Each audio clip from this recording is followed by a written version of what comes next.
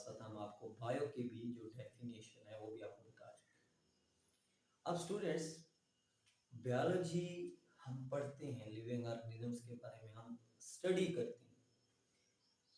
क्या इन जिंदा जानदारों को पढ़ना, लिविंग ऑर्गेनिजम्स को पढ़ना, बायोलॉजी की जैसे हमने डेफिनेशन की थी, इनको पढ़ना हमारे किसी फायदे का भी है या ऐसे बेकार में हम अपने सर को खपा रहे हैं, मत्था मार रहे हैं अपना? तो जी इस सवाल का जवाब है कि वाकई बिल्कुल 100% हमें इस स्टडी का, इस लिविंग ऑर्गेनिज्म के बारे में पढ़ने का फायदा होता है। क्या फायदा होता है? तो यहाँ पे हम देखते हैं इंपॉर्टेंस ऑफ बायोलॉजी। प्यारे बच्चों, जब हम लिविंग ऑर्गेनिज्म के बारे में मालूमात हासिल कर लेते हैं बायोलॉजी में, उस इंफॉर्मेशन से हम लिविंग ऑर्गेनिज्म के जो हेल्थ प्रॉब्लम्स होते हैं उनको सॉल्व कर सकते हैं। जो फूड के रिलेटेड प्रॉब्लम्स होते हैं लिविंग ऑर्गेनिजम्स की, हम उनको सॉल्व कर सकते हैं। और हम इसके अलावा भी लिविंग ऑर्गेनिज्म के बहुत से प्रॉब्लम्स को सॉल्व कर सकते हैं। इन्वायरमेंट को हम बेहतर बना सकते हैं, हम पोल्यूशन से छुटकारा हासिल कर सकते हैं। तो ये फायदे हैं हमारे पास बायोलॉजी के, या आप कह लें कि ये अहमियत है हमारे पास बायोलॉजी की। तो हम कहेंगे व्हेन वी गेन इंफॉर्मेशन, जब हमने मालूमात को हासिल किया, गेन इंफॉर्मेशन। ये जो हमने इंफॉर्मेशन हासिल की बायोलॉजी में, ये किस बारे में हासिल की? Gain information about living organisms, या लाइफ आप कह लें, क्योंकि बायोलॉजी में हम लिविंग ऑर्गेनिजम्स या लाइफ को पढ़ते हैं। तो इस इंफॉर्मेशन से हमें क्या बेनिफिट होता है, क्या फायदा होता है? जैसे मैंने कहा, हम हेल्थ जो प्रॉब्लम्स होती हैं उनको सॉल्व कर सकते हैं, लिविंग ऑर्गेनिज्म के हेल्थ प्रॉब्लम्स को। हम इसी तरह लिविंग ऑर्गेनिज्म के जो आप कह लें कि फूड के प्रॉब्लम्स हैं उनको सॉल्व कर सकते हैं। इसके अलावा हम लिविंग ऑर्गेनिज्म के जो इन्वायरमेंट के रिलेटेड प्रॉब्लम्स हैं, इन इन्वायरमेंट के रिलेटेड प्रॉब्लम्स को भी हम सॉल्व कर सकते हैं। अब इसका आप रट्टा मारें तो बस जहां तक बता दिया रटा ही है। कुछ स्टूडेंट्स को बहुत जल्दी होती है, टीचर से बोर हो रहे होते हैं पढ़ते दौरान, तो आप स्किप करके बस खत्म, इतना था पढ़े सब वैल्यू। हाँ, जिन स्टूडेंट्स को जो नॉलेज के भूखे होते हैं, और सर बताएं, और सर बताएं, सर और बताएं, सर और बताएं, मजीद हम जानना चाहते हैं, इस चीज को मजीद समझना चाहते हैं, तो जी जरा सुनिए। हमने ह्यूमंस के बारे में बायोलॉजी में पढ़ा।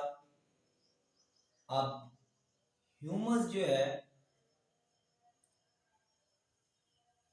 ये लिविंग ऑर्गेनिजम्स, हमने इन ह्यूमंस के बारे में इंफॉर्मेशन हासिल की बायोलॉजी। हमने बैक्टीरिया के बारे में इंफॉर्मेशन हासिल की। बैक्टीरिया भी लिविंग ऑर्गेनिजम्स हैं, ये भी बायोलॉजी है। अब बैक्टीरिया हमें पता है ह्यूमंस की बॉडी में जब जाते हैं तो कुछ बैक्टीरिया ऐसे हैं जो डिजीज काज करते हैं। बहुत से बैक्टीरिया ऐसे हैं, मुझे कहना चाहिए बहुत से बैक्टीरिया हमारी बॉडी के अंदर डिफरेंट तरह के इंफेक्शंस का सबब बनते हैं। तो जब हमने बेटा लिविंग ऑर्गेनिजम्स को, उन बैक्टीरिया को स्टडी कर लिया, हमने डिजीज वो कैसे काज करती हैं इसको समझ लिया, वो बैक्टीरिया ह्यूमन बॉडी में इंफेक्शंस कैसे काज करते हैं हमने उसको समझ लिया, और हमने फिर बैक्टीरिया पर काबू पाकर इंसान को हेल्थ के हवाले से फायदा दिया। इसी तरह हमने इंसान की फूड के प्रॉब्लम्स को सॉल्व किया है biotechnology, new emerging branch of biology. इस बायोटेक्नोलॉजी के जरिए से आज आपने बढ़ती इंसानी आबादी के लिए ना खत्म होने वाला खुराक का जखीरा पैदा कर दिया। तो ये बायोटेक्नोलॉजी में आप लिविंग ऑर्गेनिज्म यूज करते हो, जब आप फूड पैदा करते हो तो फूड के वाले से आपने फायदा किया। इसी तरह हम इन्वायरमेंट के अंदर जो पोल्यूशन है, इस पोल्यूशन के ऊपर कैसा काबू पा सकते हैं, इस इन्वायरमेंट की बढ़ने वाली जो आप कह लें कि अपसेटिंग सिचुएशन है, इस पर कैसे काबू पा सकते हैं, तो वो भी हमने लिविंग ऑर्गेनिज्म की मदद से ही इन्वायरमेंट को बेहतर बनाया। हम बेटा ये सारी जो बायोलॉजी की अहमियत है, इसको जो जो हम आगे बायोलॉजी में जाएंगे तो आपके कंसेप्ट मजीद क्लियर होप सो आप लोगों को ये कंसेप्ट समझ में आ गया होगा। स्टूडेंट्स, अगर ये शार्ट क्वेश्चन आ जाए, बायोलॉजी की डेफिनेशन शॉर्ट क्वेश्चन आती है आमतौर पर, तो आपने बायोलॉजी की डेफिनेशन के साथ में स्टूडेंट्स को कहता हूं शॉर्ट क्वेश्चन को अच्छा बनाने के लिए आपने इंपॉर्टेंस भी ली। स्टूडेंट्स, इसके बाद हमारे पास है बायोलॉजी की डिवीजन्स। अब आपको पता है कि हमारे पास डिवीजन जो लफ्ज है इसका लफ्जी मतलब तकसीम होता है, किसी भी चीज को हिस्सों में बांट देना। तो अब आपको पता है बायोलॉजी में आप पढ़ते हो लाइफ के बारे में, या आप कह लो आप पढ़ते हो लिविंग ऑर्गेनिज्म के बारे में। लाइफ तो प्लांट्स के अंदर भी है, कोई भी प्लांट है उस प्लांट के अंदर लाइफ है। इसी तरह हमारे पास कोई भी एनिमल है, उस एनिमल की बॉडी के अंदर भी लाइफ है। फॉर एग्जांपल वो एनिमल ह्यूमंस है, तो एनिमल की बॉडी के अंदर भी लाइफ है, एनिमल भी लाइफ स्पेंड कर रहे हैं। इसी तरह लाइफ तो छोटे से बैक्टीरिया में भी है, और कुछ कैरेक्टरिस्टिक्स लिविंग ऑर्गेनिज्म की हमें वायरस में भी नजर आती हैं। Suppose this one is virus, ये हमारे पास वायरस है, इस वायरस में भी कुछ कैरेक्टरिस्टिक्स लिविंग ऑर्गेनिज्म वाली पाई जाती हैं। तो अब हमने तो कह दिया बायोलॉजी में हम लाइफ को पढ़ेंगे। लाइफ तो डिफरेंट तरह की, लाइफ प्लांट की भी है, लाइफ एनिमल की भी है, लाइफ बैक्टीरिया, और जो आप कह लें कि ए सेलुलर ऑर्गेनिजम्स हैं, सेल के बगैर जानदार ए सेलुलर ऑर्गेनिजम्स, जैसे कि वायरस, इसको हम ए सेलुलर कहेंगे आगे। तो लाइफ इन सब में है। जब साइंसदानों ने बायोलॉजी की डेफिनेशन कर ली जी स्टडी ऑफ लाइफ, अब बायोलॉजिस्ट परेशान है। प्लांट्स के बारे में इतनी इंफॉर्मेशन बायोलॉजिस्ट के पास आ गई, अब इसको कैसे बायोलॉजी में रखा जाए, पढ़ा जाए, अलग से समझा जाए, इसको अच्छे से जो है इसके कंसेप्ट्स क्लियर हो। इसी तरह एनिमल के बारे में जो मालूमात है उसके ऊपर कैसे जांच पड़ताल की जाए, कैसे उसको इतनी सारी इंफॉर्मेशन को स्टडी किया जाए, उसको पढ़ा जाए। इस तरह बैक्टीरिया के बारे में इतनी सारी इंफॉर्मेशन है, उसको कैसे पढ़ा जाए, उसको कैसे जो है डील किया जाए। तो अब यहाँ पे साइंटिस्ट ने थोड़ा अपने दिमाग को यूज किया, और जब उन साइंसदानों ने दिमाग को यूज किया तो उन्होंने बायोलॉजी की 3 हिस्सों में तकसीम कर दी, डिवीजन कर दी। एक बायोलॉजी की डिवीजन बनी बॉटनी, एक डिवीजन बनी ज़ूलॉजी, और एक बायोलॉजी की डिवीजन स्टूडेंट्स बनी माइक्रो बायोलॉजी। अब मैं आपको इन वर्ड्स के ओरिजिन बताऊंगा और डेफिनेशन, जो कि सालाना एग्जाम में आपसे पूछी जाती है। स्टूडेंट्स ओरिजिन समझ लेंगे, डेफिनेशंस खुद ब खुद आपको जहन में रह जाएंगी। बॉटनी जो है ये लैटिन और कुछ साइंटिस्ट के मुताबिक ग्रीक वर्ड का ओरिजिन है। ये एक लातीनी या यूनानी जुबान से निकला हुआ लफ्ज। अब इस बॉटनी का लफ्जी मतलब ग्रास होता है, घास, या आप बॉटनी का मीनिंग ले सकते हैं पास्चर लैंड, चरागाह, जहां पे एक जो भेड़ बकरियां चराने वाला शख्स होता है वो चरागाह में अपनी भेड़ बकरियां चराता है, उसे हम पास्चर लैंड कहते हैं। अब मैं आपसे पूछता हूं स्टूडेंट्स, ग्रास एक क्या है?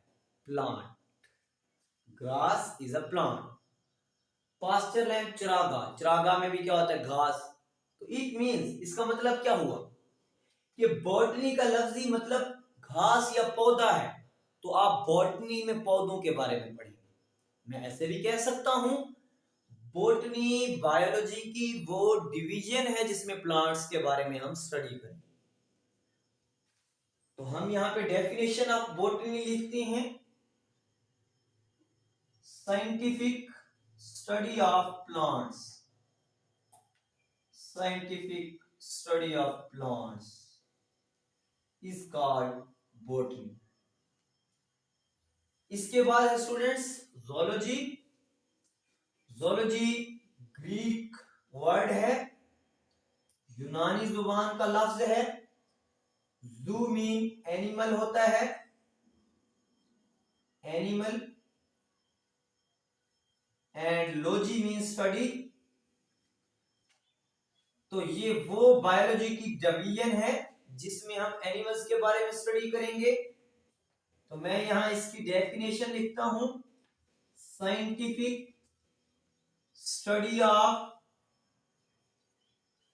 Animals is called zoology. Micro means small, bio mean living organisms या life, and logy means study. Study of small living organisms, या मैं कह सकता हूं study of micro organisms. Micro means small. Study of micro organisms. Micro organisms की जो study होती है, माइक्रो ऑर्गेनिजम्स,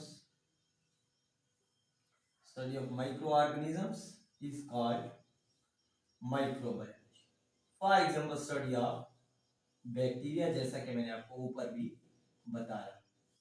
तो अब हमारे पास वो जो लाइफ थी, क्योंकि वो डिफरेंट तरह से थी, डिफरेंट आप कह लें कि जानदार थे जो लाइफ को रिप्रेजेंट कर रहे थे, प्लांट्स, एनिमल्स, बैक्टीरिया. तो उसी हिसाब से हमने अपनी बायो को 3 हिस्सों में डिवाइड कर दिया. हमने बायो की 3 डिवीजन बनाई. स्टूडेंट्स, मेरा दिल कर रहा है कि मैं आप लोगों के साथ इनके जो अब्बा हजूर हैं इन 3 डिवीजन के, वो शेयर करूं आप लोगों के साथ. बोटनी का अब्बा, बोटनी का वालिद साहब थियोफ्रास्ट को माना जाता है, जो कि अरस्तु का एक स्टूडेंट था. थियोफ्रास्ट कोई निकम्मा स्टूडेंट नहीं था आप लोगों की तरह.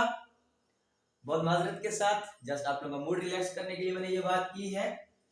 थियोफ्रास्ट निकम्मा स्टूडेंट नहीं था. मैं कह रहा हूं थियोफ्रास्ट का काम 10वीं की बायोलॉजी के एक बॉक्स में थोड़ा सा बताया हुआ.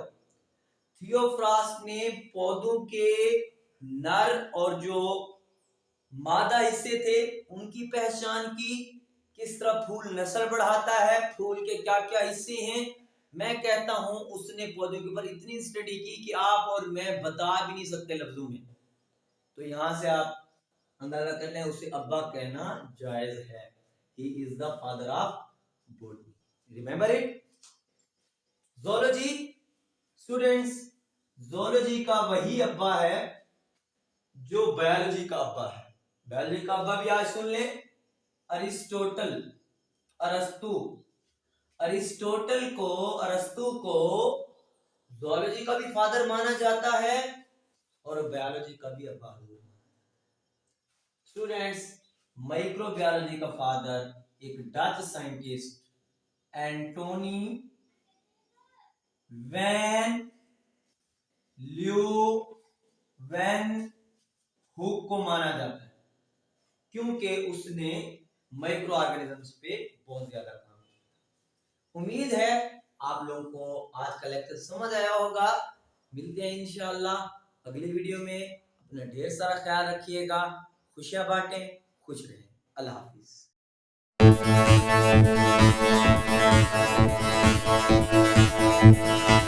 Thank you.